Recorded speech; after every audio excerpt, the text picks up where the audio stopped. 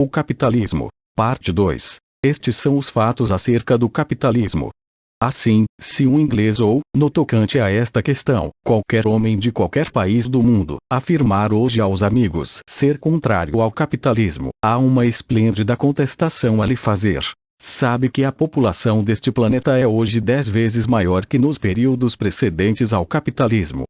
Sabe que todos os homens usufruem hoje um padrão de vida mais elevado que o de seus ancestrais antes do advento do capitalismo. E como você pode ter certeza de que, se não fosse o capitalismo, você estaria integrando a 10ª parte da população sobrevivente? Sua mera existência é uma prova do êxito do capitalismo, seja qual for o valor que você atribua à própria vida. Não obstante todos os seus benefícios, o capitalismo foi furiosamente atacado e criticado. É preciso compreender a origem dessa aversão. É fato que o ódio ao capitalismo nasceu não entre o povo, não entre os próprios trabalhadores, mas em meio à aristocracia fundiária, a pequena nobreza da Inglaterra e da Europa continental. Culpavam o capitalismo por algo que não lhes era muito agradável. No início do século XIX, os salários mais altos pagos pelas indústrias aos seus trabalhadores forçaram a aristocracia agrária a pagar salários igualmente altos aos seus trabalhadores agrícolas. A aristocracia atacava a indústria, criticando o padrão de vida das massas trabalhadoras. Obviamente, do nosso ponto de vista, o padrão de vida dos trabalhadores era extremamente baixo.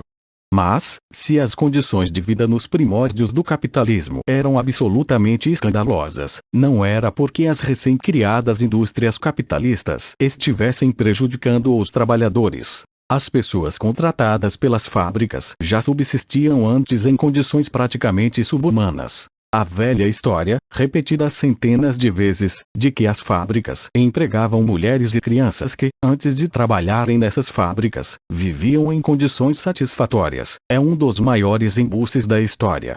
As mães que trabalhavam nas fábricas não tinham o que cozinhar. Não abandonavam seus lares e suas cozinhas para se dirigir às fábricas, corriam a elas porque não tinham cozinhas e, ainda que as tivessem, não tinham comida para nelas cozinharem.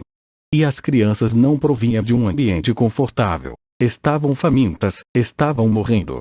E todo o tão falado e indescritível horror do capitalismo primitivo pode ser refutado por uma única estatística. Precisamente nesses anos de expansão do capitalismo na Inglaterra, no chamado período da Revolução Industrial Inglesa, entre 1760 e 1830, a população do país dobrou, o que significa que centenas de milhares de crianças, que em outros tempos teriam morrido, sobreviveram e cresceram, tornando-se homens e mulheres. Não há dúvida de que as condições gerais de vida em épocas anteriores eram muito insatisfatórias. Foi o comércio capitalista que as melhorou. Foram justamente aquelas primeiras fábricas que passaram a suprir, direta ou indiretamente, as necessidades de seus trabalhadores, através da exportação de manufaturados e da importação de alimentos e matérias-primas de outros países. Mais uma vez, os primeiros historiadores do capitalismo falsearam. É difícil usar uma palavra mais branda, a história. Há uma anedota, provavelmente inventada, que se costuma contar a respeito de Benjamin Franklin. Em visita a um cotonifício na Inglaterra, Ben Franklin ouviu do proprietário cheio de orgulho: "Veja, temos aqui tecidos de algodão para a Hungria." Olhando à sua volta e constatando que os trabalhadores estavam em andrajós, Franklin perguntou: "E por que não produz também para os seus empregados?" Mas as exportações de que falava o dono do cotonifício realmente significavam que ele de fato produzia para os próprios empregados, visto que a Inglaterra tinha de importar toda a sua matéria-prima. Não possuía nenhum algodão, como também ocorria com a Europa continental. A Inglaterra atravessava uma fase de escassez de alimentos. Era necessária a importação da Polônia, da Rússia, da Hungria. Assim, as exportações, como as de tecidos, se constituíam no pagamento de importações de alimentos necessários à sobrevivência da população inglesa.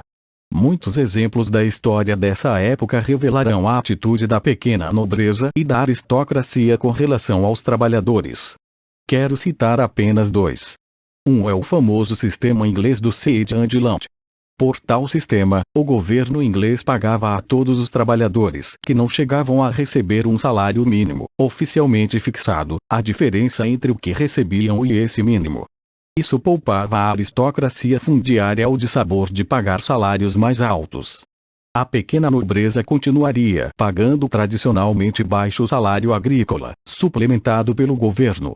Evitava-se, assim, que os trabalhadores abandonassem as atividades rurais em busca de emprego nas fábricas urbanas. 80 anos depois, após a expansão do capitalismo da Inglaterra para a Europa continental, mais uma vez verificou-se a reação da aristocracia rural contra um novo sistema de produção.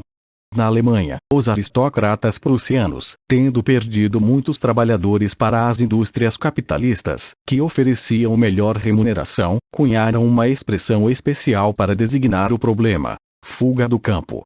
Discutiu-se, então, no parlamento alemão, que tipo de medida se poderia tomar contra aquele mal, e tratava-se indiscutivelmente de um mal, do ponto de vista da aristocracia rural. O príncipe Bismarck, o famoso chanceler do Reich alemão, disse um dia no discurso: encontrei em Berlim um homem que havia trabalhado em minhas terras. Perguntei-lhe: por que deixou minhas terras? Por que deixou o campo? Por que vive agora em Berlim? E, segundo Bismarck, o homem respondeu: na aldeia não se tem, como aqui em Berlim, um Biergarten tão lindo, onde nos podemos sentar, tomar cerveja e ouvir música. Esta é, sem dúvida, uma história contada do ponto de vista do príncipe Bismarck, ou empregador. Não seria o ponto de vista de todos os seus empregados. Estes acorriam à indústria porque ela lhes pagava salários mais altos e elevava seu padrão de vida a níveis sem precedentes. Hoje, nos países capitalistas, há relativamente pouca diferença entre a vida básica das chamadas classes mais altas e a das mais baixas. Ambas têm alimento, roupas e abrigo. Mas no século XVIII, e nos que o precederam, o que distinguia o homem da classe média do da classe baixa era o fato de o primeiro ter sapatos, e o segundo, não. Hoje, nos Estados Unidos, a diferença entre um rico e um pobre reduz-se muitas vezes à diferença entre um Cadillac e um Chevrolet. O Chevrolet pode ser de segunda mão, mas presta a seu dono basicamente os mesmos serviços que o Cadillac poderia prestar, uma vez que também está apto a se deslocar de um local a outro. Mais de 50% da população dos Estados Unidos vivem em casas e apartamentos próprios. As investidas contra o capitalismo, especialmente no que se refere aos padrões salariais mais altos, tiveram por origem a falsa suposição de que os salários são, em última análise, pagos por pessoas diferentes daquelas que trabalham nas fábricas. Certamente, nada impede que economistas e estudantes de teorias econômicas tracem uma distinção entre trabalhador e consumidor. Mas o fato é que todo consumidor tem de ganhar, de uma maneira ou de outra, o dinheiro que gasta, e a imensa maioria dos consumidores é constituída precisamente por aquelas mesmas pessoas que trabalham como empregados nas empresas produtoras dos bens que consomem. No capitalismo, os padrões salariais não são estipulados por pessoas diferentes das que ganham os salários. São essas mesmas pessoas que os manipulam. Não é a companhia cinematográfica de Hollywood que paga os salários de um astro das telas. Quem os paga é o público que compra ingresso nas bilheterias dos cinemas. E não é o empresário de uma luta de boxe que cobre as enormes exigências de lutadores laureados, mas sim a plateia, que compra entradas para a luta. A partir da distinção entre empregado e empregador, traça-se, no plano da teoria econômica, uma distinção que não existe na vida real. Nesta, empregador e empregado são, em última análise, uma só e a mesma pessoa. Em muitos países há quem considere injusto que um homem obrigado a sustentar uma família numerosa receba o mesmo salário que outro, responsável apenas pela própria manutenção. No entanto, o problema é não questionar se é ao empresário ou não que cabe assumir a responsabilidade pelo tamanho da família de um trabalhador. Gostou do vídeo? Então deixe seu like, inscreva-se no canal e compartilhe com seus amigos.